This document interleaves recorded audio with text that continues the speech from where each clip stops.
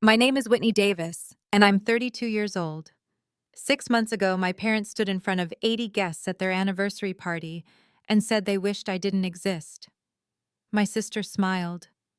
I didn't cry. I didn't argue. 1 week later, their wish came true, and their entire lives fell apart. Before I tell you exactly what happened that night and what I did next, please take a moment to like and subscribe, but only if you genuinely enjoy this story. I'd also love to know, where are you watching from and what time is it where you are? Drop a comment below. Let me take you back to that Saturday evening in March. The Grand Cascade Ballroom was decorated with white roses and gold ribbons. Everyone was dressed up, everyone was smiling, and I had no idea that in less than 2 hours, my parents would say the words that would change everything. I should probably start earlier, though, because what happened that night didn't come out of nowhere. It had been building for years. I just didn't want to see it. The week before the party, we had dinner at my parents' house, just the four of us: Mom, Dad, Noreen, and me. Noreen showed up 45 minutes late. No apology, no explanation. She just breezed in, kissed Mom on the cheek, and sat down like nothing had happened.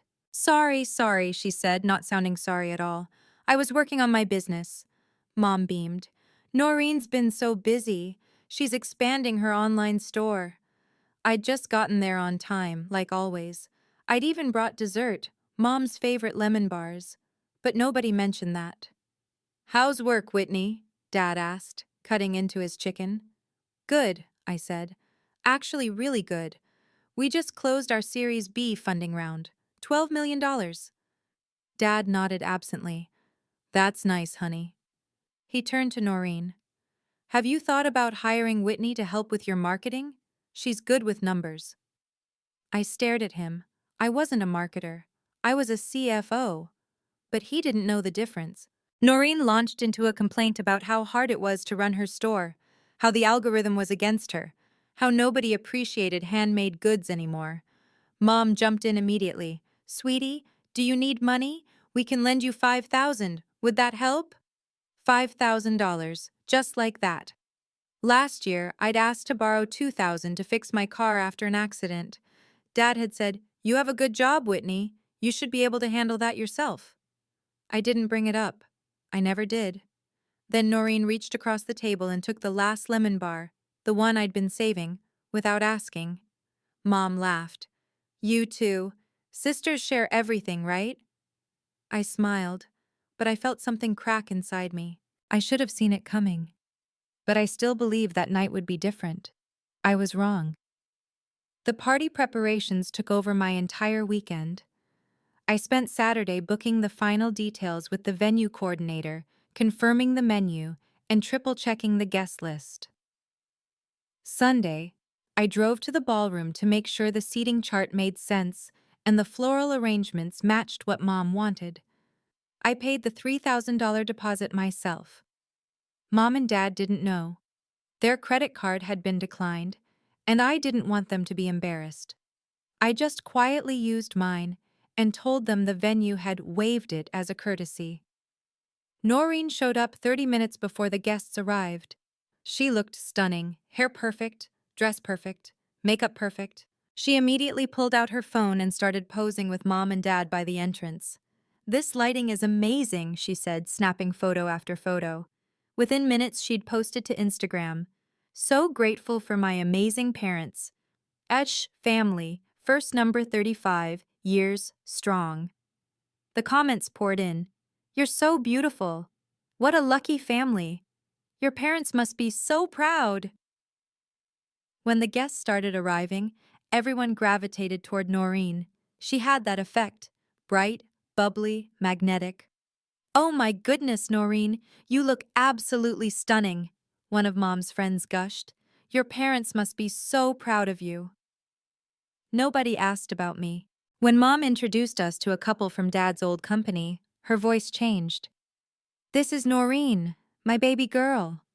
Warm, affectionate, then almost as an afterthought. And this is Whitney, my older daughter. Flat, matter of fact. Later, when someone wanted a family photo, Noreen positioned herself right between Mom and Dad. I stood off to the side. When I tried to step closer, Noreen shifted, and I ended up half out of the frame. The photographer didn't ask me to move back in. I told myself it didn't matter. But then the speeches started. Halfway through the cocktail hour, my phone buzzed. It was a text from Marcus Thompson, my friend from law school. We'd stayed close over the years. He was one of the few people who really understood my family dynamics. Hey, you asked about setting up that trust fund last year. Still interested? I have the documents ready if you need them. I stared at the message. Trust fund. Right. 8 years ago, when Dad had his heart surgery, I'd set up what I called an emergency fund. The surgery cost $47,000 after insurance. Mom and Dad thought their policy had covered everything. It hadn't. I'd paid the difference quietly, through a series of transfers they never questioned. 5 years ago, when Mom was diagnosed with breast cancer, the experimental treatment she needed wasn't covered by insurance. $28,000. The hospital told her a charitable fund had stepped in. That fund was me.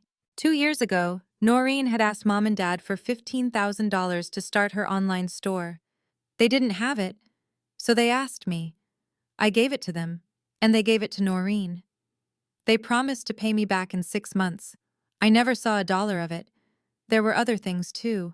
Rent assistance when they'd fallen behind, car repairs, home fixes, little things that added up. I'd never mentioned any of it. I didn't want them to feel guilty. I just wanted them to be okay. Marcus texted again. You're too generous, Whit. Make sure they know what you've done before it's too late. I put my phone away. I didn't know that in less than an hour, I'd be pulling up every single one of those documents. I sat alone at a table near the back of the ballroom. Mom and Dad were at the center of the room, surrounded by guests. Noreen stood beside them, laughing at something someone said. She looked radiant under the chandeliers. Nobody had come to talk to me in 20 minutes. Honey, you okay? I looked up. Aunt Diane, Mom's older sister, slid into the chair beside me. She was one of the few people in the family who ever really saw me. I'm fine, Aunt Diane, I said. Just watching. She followed my gaze across the room. Your parents don't see it, do they? How much you do? I didn't answer.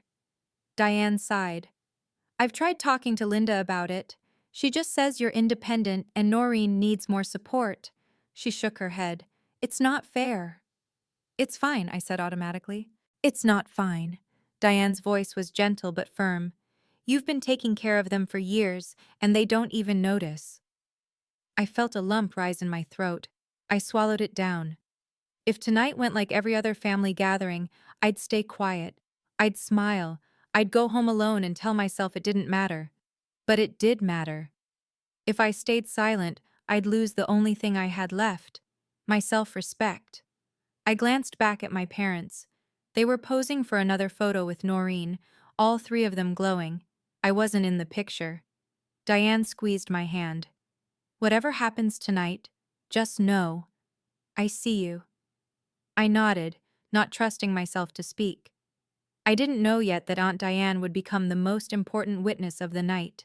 Noreen drifted over to my table a few minutes later, champagne glass in hand. Hey, sis, she said brightly. You should mingle more. People are asking where you are. I looked at her. I've been here the whole time. Yeah, but like you're just sitting.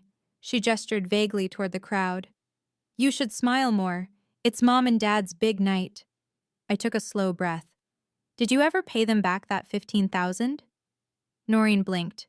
What? The loan, 2 years ago, for your business. She laughed, a light, careless sound. Oh, that? Dad said don't worry about it. Family helps family, right? So you're not planning to pay it back? She shrugged. I mean, if I make money someday, sure. But right now my business needs every dollar. She tilted her head, smiling. You understand, right? You're good with money. I stared at her. She didn't feel guilty. She didn't even feel awkward. She felt entitled. Anyway, Noreen said, taking a sip of champagne. I should get back. Mom wants more pictures. She paused. You should come, for the family shot. I'll catch the next one, I said quietly. She shrugged again and walked away, her dress swishing behind her. I sat there, hands folded in my lap. Noreen wasn't malicious. She wasn't cruel. She just genuinely believed the world and our parents owed her something, and she'd never been told otherwise. That's when I heard the microphone feedback. Dad was stepping up to the small stage at the front of the room, microphone in hand. The room quieted. Guests turned toward him, smiling, and everything was about to change. "Thank you all for being here tonight," Dad said, his voice warm and steady through the speakers. The room filled with applause. He smiled, looking out over the crowd. "35 years ago, I married the love of my life, and every day since then has been a gift." More applause. Mom stood beside him, dabbing at her eyes with a tissue. Dad talked about their wedding day, about buying their first house, about the challenges they'd faced and overcome together. Then he said, "Linda and I are so blessed. We have 2 daughters." My chest tightened. "Noreen!" His voice shifted, warmer, softer. "Our sunshine. She lights up every room she walks into. She's kind, she's beautiful, she's creative. She's everything we could have hoped for in a daughter." The guests clapped enthusiastically. Noreen stood up, beaming, and gave a little wave. People smiled at her. Someone whistled. Dad waited for the applause to die down. "And Whitney," his tone flattened, back to normal. "Our responsible one. She's always been independent, very self-sufficient." That was it. No warmth, no elaboration, just a single sentence, and then he moved on to thanking the guests for coming. I sat frozen in my chair. Aunt Diane, still beside me, whispered, "Oh, honey." I didn't respond. I couldn't. Around me, people shifted uncomfortably. A few glanced in my direction, then quickly looked away. Noreen was still standing, soaking in the attention. And then Mom reached for the microphone. I thought that was the worst of it, but then Mom took the microphone. Mom's hand trembled slightly as she took the microphone from Dad. "I just want to add one thing," she said, smiling at the crowd. The room was quiet, attentive. "Robert and I have been so lucky." She looked at Noreen, her eyes glistening. "Noreen has brought us so much joy, so much light." She paused. Her smile wavered. "Honestly, sometimes I think—" She stopped, laughed a little. "Sometimes we wish Noreen was our only child. Life would be so much simpler." Silence. Absolute suffocating silence. 80 people froze. Forks stopped midair. Conversations died. Every single person in that ballroom turned to look at me. I felt the weight of their stares like a physical thing. Noreen's smile didn't falter. She didn't protest. She didn't say, "Mom, don't say that." She just stood there, looking pleased. Dad nodded beside Mom. "She's right," he said into the microphone. "Noreen makes everything easier." Aunt Diane whispered, "Oh my God." I stood up. I didn't cry. I didn't shout. I didn't make a scene. I picked up my purse, pushed my chair back, quietly, carefully, and walked toward the exit. Behind me, I heard murmurs starting, whispers. Someone said my name. I didn't turn around. I walked past the white roses and gold ribbons, past the guests who wouldn't meet my eyes, past the life-sized photo of my parents smiling on their wedding day. I pushed through the double doors and stepped into the cool night air. My hands were shaking. My heart was pounding, but I wasn't crying. I walked out of that ballroom, and I never looked back. But before I left the parking lot, I did one thing. I sat in my car in the parking lot, hands gripping the steering wheel. The engine was off. The night was quiet except for the muffled sound of music from inside the ballroom. My hands were shaking, but my mind was clear. They got their wish. Starting now. I pulled out my phone and texted Marcus. "I need those documents tonight." 3 minutes later, my phone rang.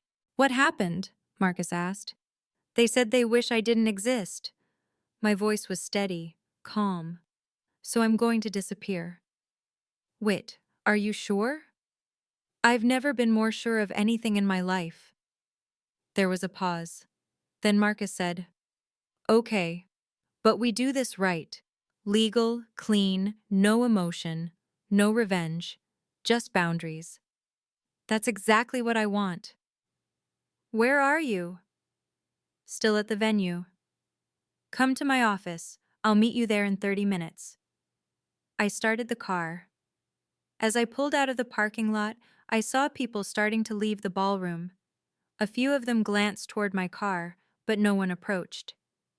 My phone buzzed. A text from Mom. "Whitney, where did you go? People are asking." I didn't respond. Another text from Noreen. "Seriously? You're making this about you?" I blocked her number.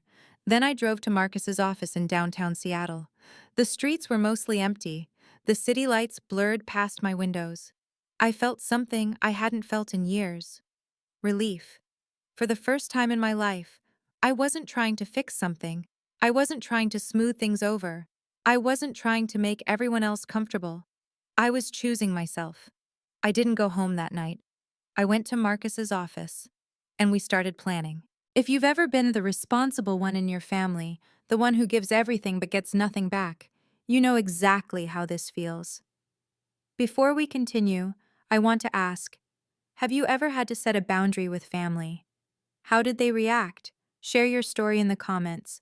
And if you're finding this helpful, please like and subscribe. Let's keep going, because what happened next changed everything. Marcus's office was on the 14th floor of a glass building overlooking Elliott Bay. By the time I arrived, he'd already pulled files and laid them across his conference table. "Okay," he said, gesturing for me to sit. "Let's go through this." He spread out a printed summary: dates, amounts, receipts, bank statements, everything organized in neat columns. "Dad's heart surgery, 2017, Marcus read. $47,320, paid by you via wire transfer to Seattle General. I nodded. "Mom's cancer treatment, 2020. Experimental drug trial, not covered by insurance. $28,450, paid by you in installments to the research hospital." Right. "Noreen's business loan, 2023, $15,000. Your parents borrowed from you, gave it to her. No repayment." Correct, Marcus continued. "Rent assistance, 2021 through 2022, when they fell behind on their mortgage. $24,000 total. Car repairs, home repairs, emergency expenses, another $18,600. He looked up at me. "Whitney, you've paid $133,370 on their behalf, and they have no idea." I stared at the numbers. "You have bank statements, transfer receipts, and emails confirming every single payment," Marcus said. "This is ironclad." "They thought it was insurance," I said quietly, "or grants, or good luck." "That's fine, but now you need to decide. Do you want them to know, or do you just want to walk away?" I thought about Mom's words. Sometimes we wish Noreen was our only child. "I want them to know," I said, "but only after they realize what they've lost." Marcus nodded. He pulled out a leather folder and handed it to me. "Keep this safe. You'll know when to use it." I didn't waste time. Monday morning, I called my bank. "I need to remove my name from a joint account," I told the representative. "My parents had added me years ago for convenience, so I could transfer money easily when they needed help. Now I removed myself. It took 10 minutes. Tuesday, I canceled the supplementary credit card I'd given Noreen for emergencies. Last month's statement showed $1,200 in online shopping. I kept a copy for my records. Wednesday, I contacted my parents' health insurance company. "I'm no longer able to serve as emergency contact or co-payer for Robert and Linda Davis. Please update your records immediately." The representative hesitated. "Ma'am, are you sure? This will affect their coverage terms." "I'm sure." Thursday, I drafted a formal letter. Marcus reviewed it, made it airtight, and sent it on his firm's letterhead. "Effective immediately, I am no longer able to provide financial assistance to Robert and Linda Davis. Please direct all future needs to Noreen Davis, as per your stated preference." It was professional. It was clear. It was final. Friday. I changed my phone settings. I didn't block Mom, Dad, or Noreen. I wanted a record if they called, but I set their numbers to Do Not Disturb. Their calls would go straight to voicemail. Saturday, I went to a spa, got a massage, read a book in a quiet room with soft music. I didn't cry. I didn't feel guilty. I felt lighter than I had in years. Sunday, I checked my phone. 37 missed calls. I didn't answer a single one. Sunday evening, I listened to the voicemails. Dad's voice, confused. "Whitney, this is Dad. We got a weird letter from some lawyer. What's going on? Call us back." Mom, anxious. "Honey, the bank said you removed yourself from our account. Was that a mistake? We need to talk." Noreen, irritated. "Whit, seriously? You canceled my card? I have bills to pay. This isn't funny." I didn't call back. Instead, I sent a single email, short, professional, with Marcus CC'd. As stated in the formal letter, I am no longer able to provide financial support. Please direct all needs to Noreen. Best regards, Whitney. Dad called again an hour later. I let it go to voicemail. "Whitney, what is this about?" His voice was sharper now. "You're being childish. We're family. You can't just cut us off over something your mother said. She didn't mean it." I deleted the voicemail. Mom texted, "Please call me. I don't understand what's happening." I didn't respond. Noreen sent a string of texts. "Are you seriously doing this? You're being so dramatic." "Mom's crying because of you." I muted the conversation. They still didn't understand. But they were about to. On Tuesday, the first bill arrived. Dad called me, his voice strained. "Whitney, I just got a hospital bill for $4,200 for my cardiology appointment. They're saying it's not covered." I didn't answer. He left another voicemail.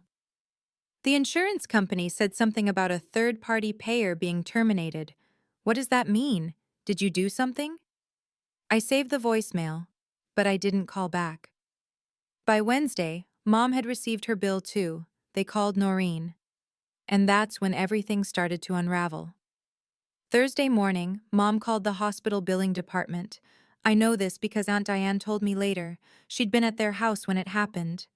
"There must be a mistake," Mom said into the phone, her voice shaking. "My cancer medication has always been covered. There's a charitable fund." The billing coordinator interrupted her. "Ma'am, the fund you're referring to was a private arrangement. It's no longer active." "What do you mean, private arrangement?" "I'm not authorized to disclose the details, but as of last week, payments have ceased. You'll need to make alternative arrangements." The bill was $1,800 for 1 month of medication. Dad's cardiology bill was $4,200. Together, they owed over $6,000 in medical expenses they'd thought were covered. Dad called their insurance company. "Why isn't this covered?" he demanded. The representative explained patiently. "Sir, your copay portion has always been covered by a third-party payer. That arrangement has been terminated." "What third party?" "We're not authorized to disclose that information." Dad hung up. He stared at Mom. "It was Whitney," Mom whispered. "Wasn't it?" They sat in silence. Then Dad picked up the phone and called Noreen. "Honey," he said, his voice tight, "we need help. Can you cover these bills temporarily? Just until we figure this out." There was a long pause.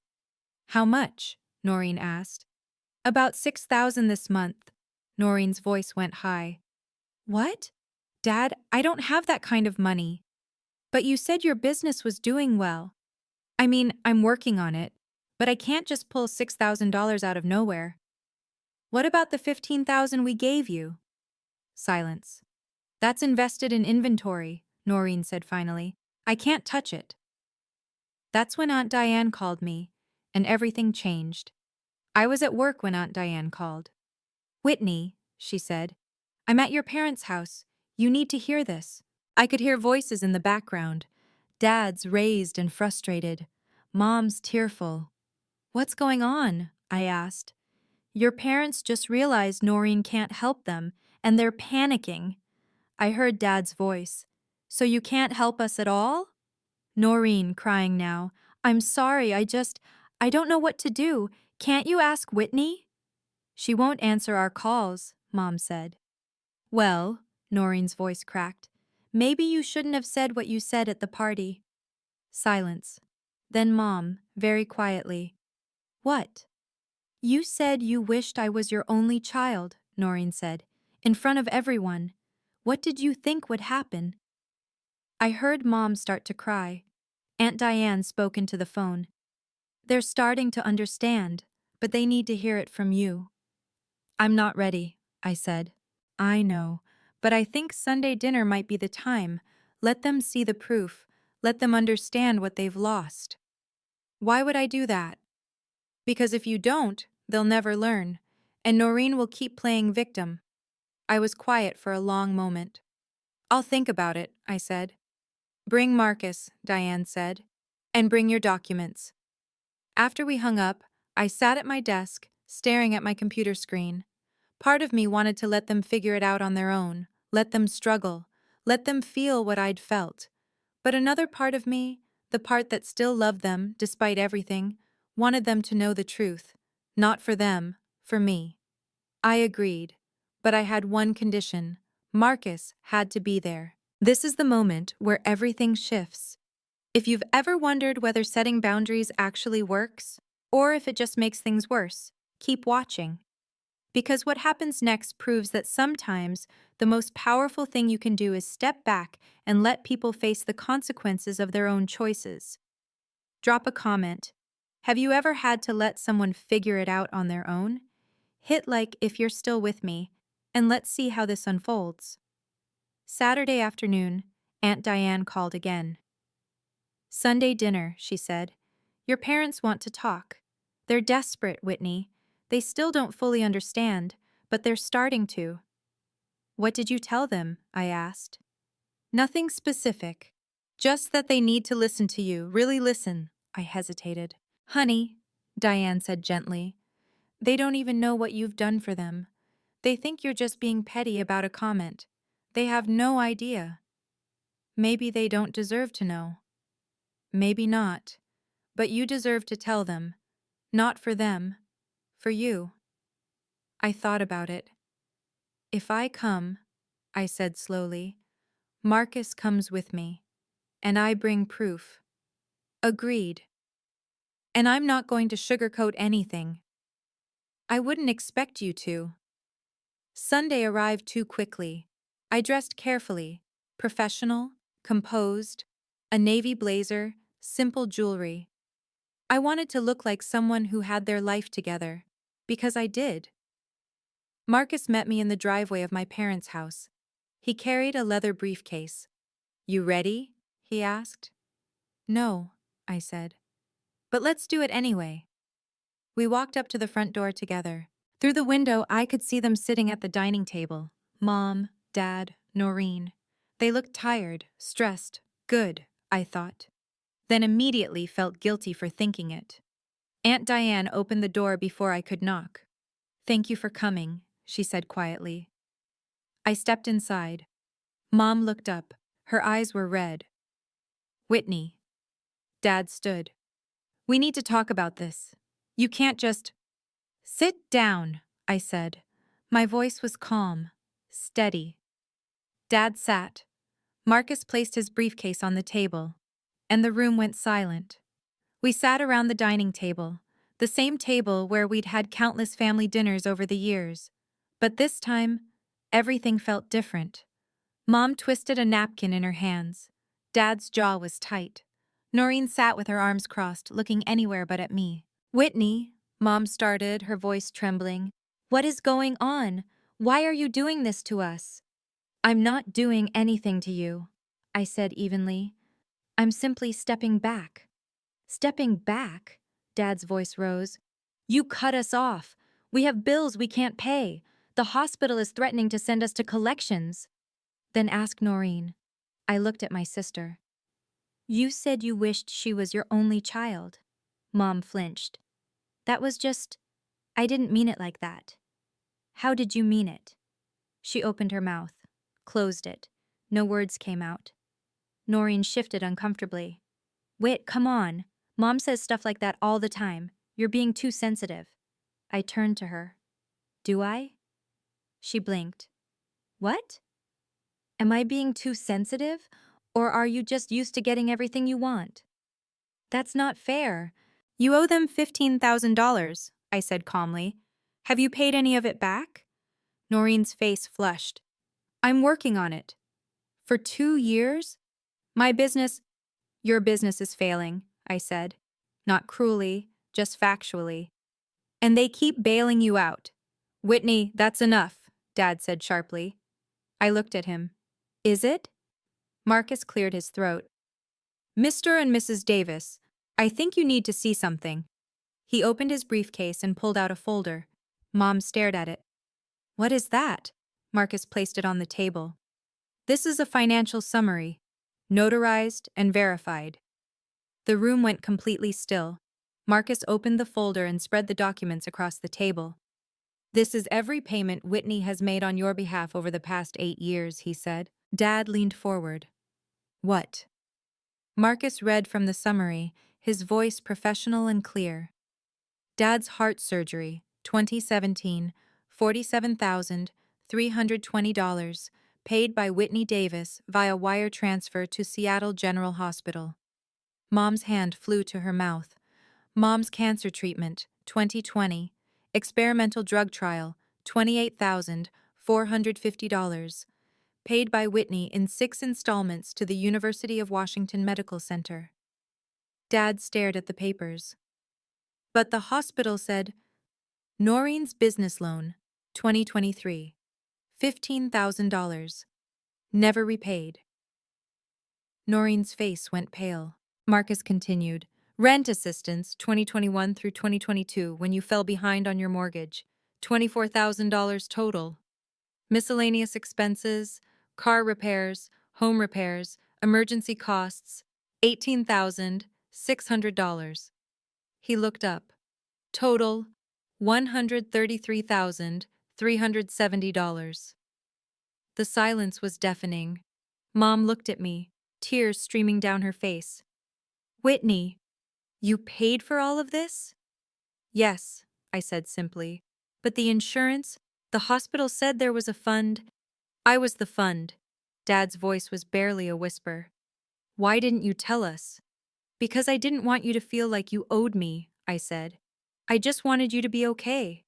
Noreen stared at the documents. I didn't know. Didn't. I know you didn't. I looked at her. But you also never asked. Aunt Diane, standing in the doorway, spoke quietly, and you thanked her by saying you wished she didn't exist. Mom started sobbing. Mom reached across the table toward me. Whitney, I'm so sorry. I didn't know. I didn't mean what I said. I didn't take her hand. You said it in front of 80 people, I said quietly. You meant it. No! Mom shook her head frantically. We were just trying to make Noreen feel special. She's had such a hard time. And I haven't? The question hung in the air. Dad spoke up. Whitney, we've always known you were strong, independent. You didn't need us the way Noreen did. I did need you, I said. My voice didn't waver. I just stopped asking, because every time I did, you said no. Dad looked away. I've spent 8 years making sure you were okay, I continued. I never asked for thanks. I never asked for recognition. But I also never expected to be told I shouldn't exist. Mom was crying harder now. Please, we need you. No, I said. You need money, and you have another daughter. Noreen's voice was small. Whit, I can't. Then figure it out, I said, looking at her. Together. That's what you wanted, right? Just the 3 of you. That's not what we meant, Dad started. But it's what you said. I stood up. And words matter. Mom grabbed my arm. Please don't leave. We can fix this. I gently removed her hand. I'm not leaving. I'm setting a boundary. Marcus stood as well, gathering the documents, which brings us to the next item. He pulled out another folder. Dad's eyes widened. What is that? A formal agreement, Marcus said, defining Whitney's boundaries going forward. Marcus laid the document on the table. This is a boundary agreement, he explained. It states that Whitney is officially withdrawing from all financial obligations to this family. Dad stared at it. You can't be serious. I'm completely serious, I said. Marcus continued. No co-signing loans, no emergency funds, no temporary help. If you need financial assistance in the future, you'll go through proper channels, banks, insurance companies, social services. But we're family, Mom said, her voice breaking. Family doesn't say they wish you didn't exist, I replied. The words landed like stones. Dad leaned back in his chair. We made a mistake. Can't you forgive us? Maybe someday, I said, but not today, and not until you understand what you did. I picked up the pen Marcus offered me. My hand was steady as I signed my name at the bottom of the document. Marcus notarized it with his seal. This is legally binding. Whitney is no longer financially responsible for any member of this family. Noreen was crying now too. Whit, please. You'll figure it out, I said, not unkindly. You're resourceful. You'll find a way. I looked at my parents. I'll be in touch when I'm ready. Until then, please respect my boundaries. Mom reached for me again, but I stepped back. I love you, I said, but I can't keep doing this. I can't keep sacrificing myself so you can pretend everything's fine. Dad's face crumpled. Whitney. Goodbye, I said softly. I walked out of the dining room. Marcus followed. Aunt Diane met me at the door. You okay? She whispered. I don't know, I admitted. But I did the right thing. She hugged me. I'm proud of you. I walked out to my car. The afternoon sun was bright, almost blinding. Marcus stood beside me in the driveway. You did good in there. Did I? My voice sounded distant to my own ears. Or did I just blow up my family? They blew it up, he said firmly. You just stopped cleaning up the mess. I leaned against my car, suddenly exhausted. Aunt Diane came out a moment later. She handed me a bottle of water. Drink. You look pale. I took a sip. How are they? Shocked, crying, starting to understand, I think. She paused. Noreen asked if you'd ever forgive her. What did you tell her? That it's not about forgiveness right now. It's about change. I nodded slowly. Whitney, Diane said gently, you feel lighter, don't you? Even though it hurts. She was right. I did feel lighter. For the first time in 8 years, I wasn't carrying the weight of their problems. I wasn't lying awake at night worrying about their bills. I wasn't checking my bank account to see if I could afford to help them again. I was free. Call me if you need anything, Diane said.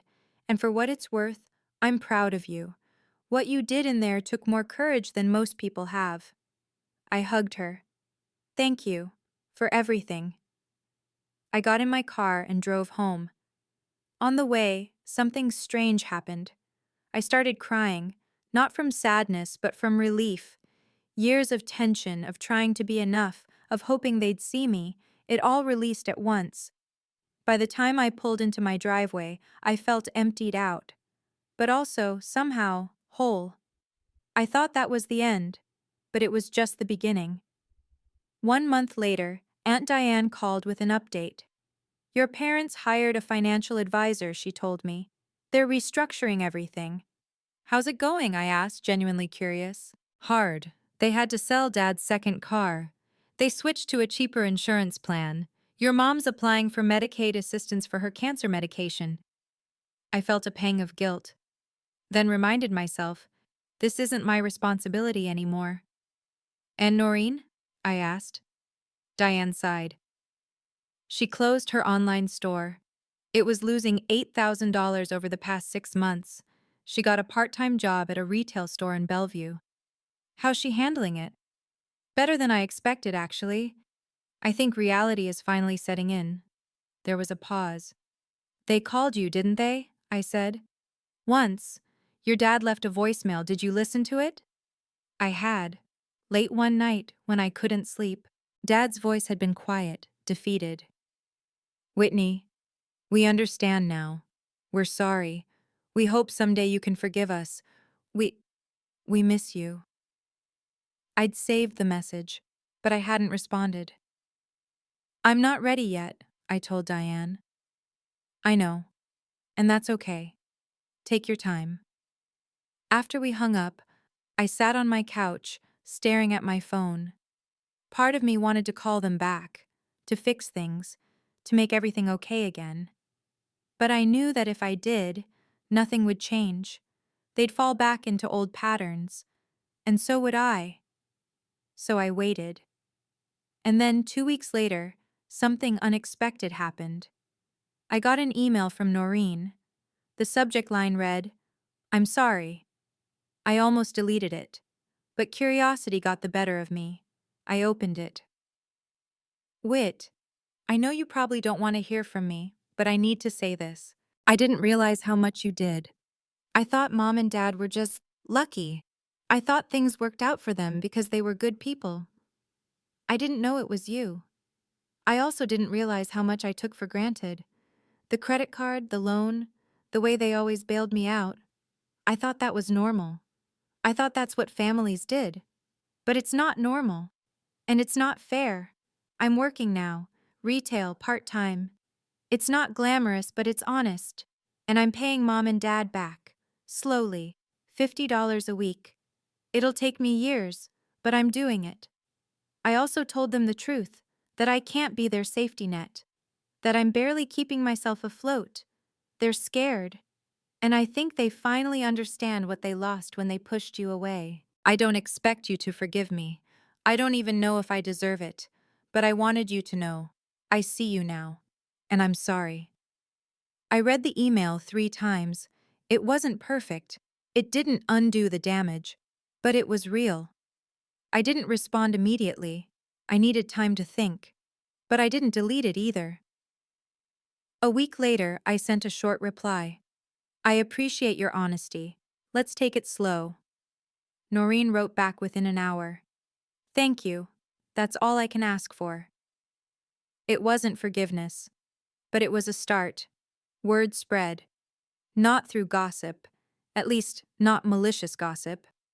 Aunt Diane had quietly explained the situation to a few close family friends. Not to shame my parents, but to help people understand why I'd stepped back. And once people knew, the dynamic shifted. One of Mom's closest friends called me. "Whitney, I had no idea what you'd been through. I'm so sorry we didn't see it." Another guest from the anniversary party sent a message. "I was there that night. What your parents said was wrong. You didn't deserve that." A few people reached out to my parents directly, asking uncomfortable questions. "Why did you say that to Whitney? Did you know what she'd been doing for you?" My parents couldn't deny it. 80 people had heard them. The social consequences were subtle but real. Invitations slowed. People were polite but distant. My parents' reputation in their community, built over decades, had taken a hit. Not a scandal, not public shaming, just awareness. People knew now that the perfect family image they'd projected wasn't real. And my parents had to live with that. Aunt Diane told me later that Mom had broken down at a church event when someone asked how I was doing. "She's fine," Mom had said. "We're working on things." The woman had nodded knowingly. "I hope you can make it right." Mom had cried in the parking lot afterward. I didn't feel triumphant when I heard that. I felt sad, but I also felt validated. For years, I'd wondered if I was overreacting, if I was too sensitive, if I should just accept that this was how my family worked. Now I knew. I wasn't wrong. And I wasn't alone. So here's my question for you. If you were in my position, would you have done the same thing? Or would you have handled it differently? Drop your thoughts in the comments. I read every single one. And if you've ever had to set a boundary with family, I'd love to hear your story. Did they respect it? Or did they push back? Let's talk about it. Don't forget to like, subscribe, and hit the bell so you don't miss future stories. Thanks for being here. I'll see you in the next one. 6 months after that Sunday dinner, my life looked completely different. I still hadn't seen my parents in person, but we'd exchanged a few emails, short, polite, careful. Noreen and I texted occasionally, nothing deep, just small updates. She'd sent me a photo of her first paycheck from her retail job. Not much, but it's mine, she'd written. I'd replied, I'm proud of you. And I meant it. I started going to therapy. Not because I was broken, but because I wanted to understand why I'd spent so many years trying to earn love that should have been freely given. My therapist helped me see patterns I'd never noticed before. How I'd learned early on that my worth was tied to what I could provide. How I'd become an expert at anticipating other people's needs while ignoring my own. You've been running on empty for years, she told me. Now you're learning to fill your own tank first. It was hard work. Some days I still felt guilty for setting boundaries. Some days I wanted to call my parents and fix everything. But most days, I felt something I hadn't felt in a long time. Peace. My company opened a second office. My team threw me a surprise celebration. I stood in that room surrounded by people who valued me for who I was, not what I could give them. And I realized something. I was enough. I'd always been enough. I spent weekends hiking with friends. I took a pottery class. I read books without feeling guilty for taking time for myself. Life wasn't perfect, but it was mine. And for the first time in my adult life, I wasn't living for anyone else's approval. I'm sitting in my favorite coffee shop as I finish telling you this story. It's a small place near my apartment with big windows that overlook the street. I come here every Sunday morning now. I order the same thing, a latte and a blueberry scone, and I sit by the window and just exist. No obligations, no emergencies, no one needing me to fix their problems, just me. I think about what Aunt Diane said that day. They blew it up. You just stopped cleaning up the mess. She was right. I didn't destroy my family. I just stopped hiding the cracks. Here's what I've learned. You can't love someone into changing. You can't sacrifice yourself to make someone else feel whole. And sometimes the kindest thing you can do for someone is let them face the consequences of their own actions. My parents are learning to manage their finances. Noreen is learning responsibility. And I'm learning that my worth isn't measured by how much I give. Will I ever fully reconcile with my family? I don't know. Maybe. If they truly change. If they show me, through actions, not words, that they understand what they did. But if they don't, I'll be okay. Because I finally learned the most important lesson. I don't need their approval to know I'm enough. So that's my story. If you've made it this far, thank you for listening. I'd love to know, have you ever had to choose between keeping the peace and keeping your self-respect? What did you do? Let me know in the comments. And if this story resonated with you, please share it with someone who might need to hear it. Sometimes the bravest thing you can do is walk away.